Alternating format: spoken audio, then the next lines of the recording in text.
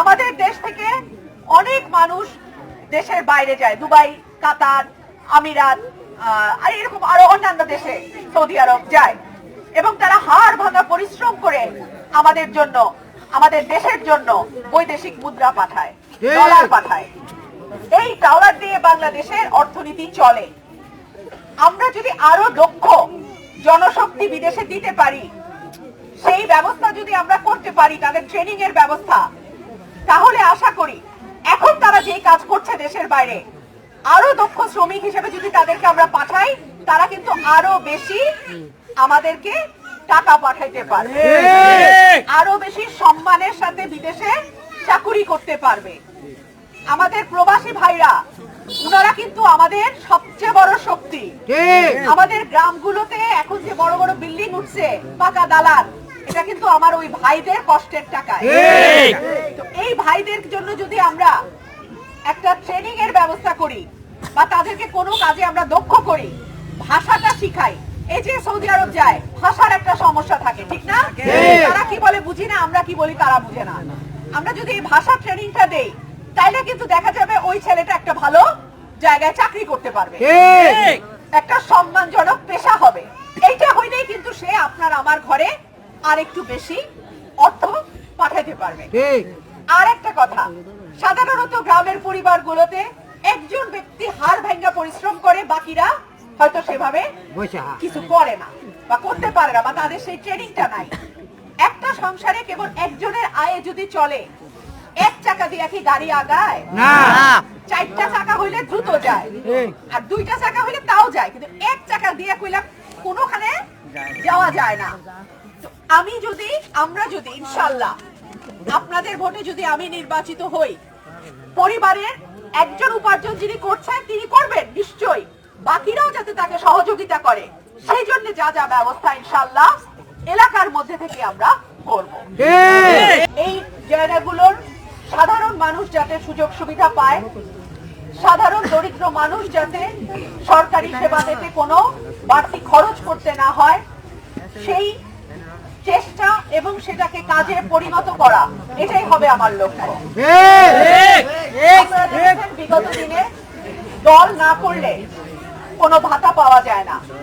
বয়স্ক ভাতা, বিধবা ভাতা, প্রতিবন্ধী ভাতা, যেই ভাতাই বলেন না কেন, একটা দলের সঙ্গে থাকতে হয়েছে, তাই না? আল্লাহ যদি আমাকে স্বতন্ত্র এমপি নির্বাচিত করে, আমি প্রকৃত যারা গরিব মানুষ, অভাবী, যারা প্রকৃত পক্ষে প্রতিবন্ধী কিংবা শারীরিকভাবে অক্ষম, কিংবা যারা দল করে না কিন্তু দরিদ্র বিধবা মানুষ, তারা যাতে সুযোগ সুবিধাগুলো পায়, এটা যাতে কোনো বিশেষ দল মতের হাতের মধ্যে না চলে যায়, আমার এই দুটো উপজেলা ইনশাআল্লাহ সেটা নিশ্চিত করবার দায়িত্ব আমার। আমার এলাকার যে বেকার তরুণ এবং যুবকরা আছে, আমি সারাদিন দেখি তারা মোবাইল ফোন নিয়ে ব্যস্ত। এটা খুব দুঃখজনক ব্যাপার। সারাদিন বাবার পয়সায় নেট চালানো, তাহলে তো দক্ষ কর্মশক্তি আমরা তৈরি করতে পারবো না। আমাদের বাবা চাচা মুরব্বীরা যারা আছেন, আজকেও আমি অনেককে এখানে উপস্থিত দেখছি, ওনারা কিন্তু দিবারাত্র পরিশ্রম করে পরিবারটাকে ধরে রেখেছেন। কেউ চাকরি করেছে, কেউ ব্যবসা করেছে, কেউ দোকানে বসেছে, কেউ কৃষি কাজ করেছে, কেউ হয়তো অটো চালিয়েছে, কিন্তু তাদের একটা পেশা ছিল। আমরা এখন যুব সমাজকে দেখি মোবাইল নিয়ে সারাদিন ব্যস্ত। আমি চেষ্টা করব আমার এলাকার যে তরুণ যুবকরা আছে, তারা যাতে সরকারি চাকরির দিকে হা করে তাকিয়ে না থেকে নিজের নিজের বাসায়, নিজের নিজের এলাকায় ট্রেনিং প্রাপ্ত হয়ে কিছু করতে পারে, পরিবারের জন্য কিছু উপার্জন করতে পারে, সেই ট্রেনিং এর ব্যবস্থাও ইনশাআল্লাহ আমি করব। আমাদের মা বোনেরা হয়তো সংসার নিয়ে ব্যস্ত থাকেন, তারপরও হাতে মাঝে মধ্যে কিছু সময় থাকে, এই সময়টাতে তারা যাতে কাজে লাগাইতে পারেন। যক্ষু নির্বাচন, জগন্নাথ বিশ্ববিদ্যালয়েও ছাত্র শিবির সমর্থিত প্যানেলের ভূমিদশ বিজয়। বিজয়টা কোনোভাবেই থামাতে পারছে না বিএনপি। এ এক অন্যরকম জামাত শিবিরের সমর্থিত প্যানেল। মানে এই যে তাদের ঢাকা বিশ্ববিদ্যালয় থেকে জয় শুরু হয়েছে, এরপরে চট্টগ্রাম বিশ্ববিদ্যালয়, এরপরে জাহাঙ্গীরনগর বিশ্ববিদ্যালয়, রাজশাহী বিশ্ববিদ্যালয়, এখন আবার সর্বশেষ জগন্নাথ বিশ্ববিদ্যালয়ে। সবাই ভেবেছিল যে তারেক জিয়া যদি আসে তাহলে হয়তোবা নির্বাচনের যে পরিস্থিতি, বিশেষ করে এই যে ছাত্র সংসদ নির্বাচনে ভার্সিটিগুলির মধ্যে, এটা পরিবর্তন হবে।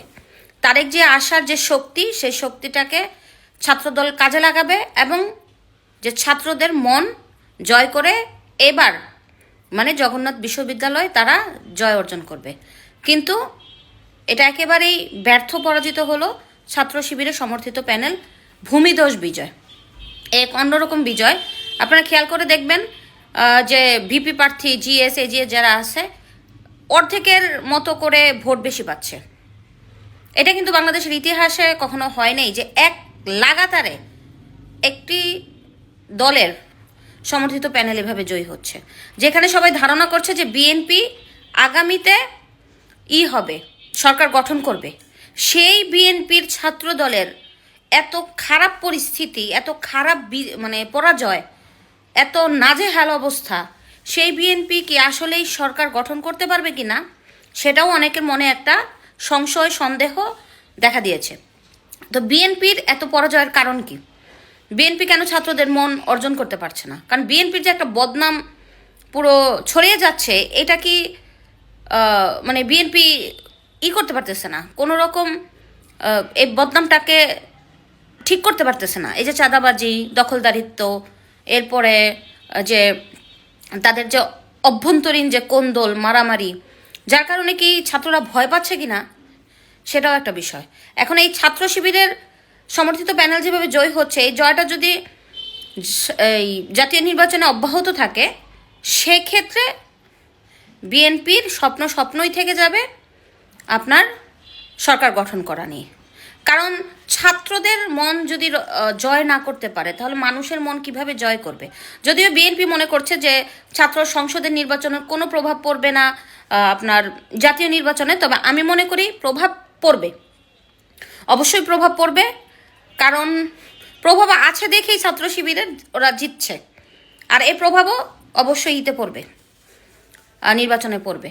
তো বিএনপি অনেক সময় অনেক অন্যায় দেখে চুপ করে থাকে, মুক্তিযোদ্ধাদের পক্ষে কথা বলে না, মনে করে দূর কোনো রকম নির্বাচন হয়ে যাক, আমরা জয় লাভ করব।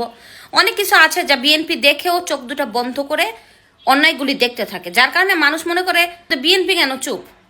আবার বিএনপি বিভিন্ন টাদাবাজির যে কথা আছে সেটা তো রটে যাচ্ছেই। তো সব মিলিয়ে আস্তে আস্তে এই যে মানুষের পছন্দটা চেঞ্জ হয়ে যাচ্ছে, এটার জন্য বিএনপির একটা মানে সামনের দিকে একটা খারাপ পরিস্থিতি, একটা অশুভ সংকেত।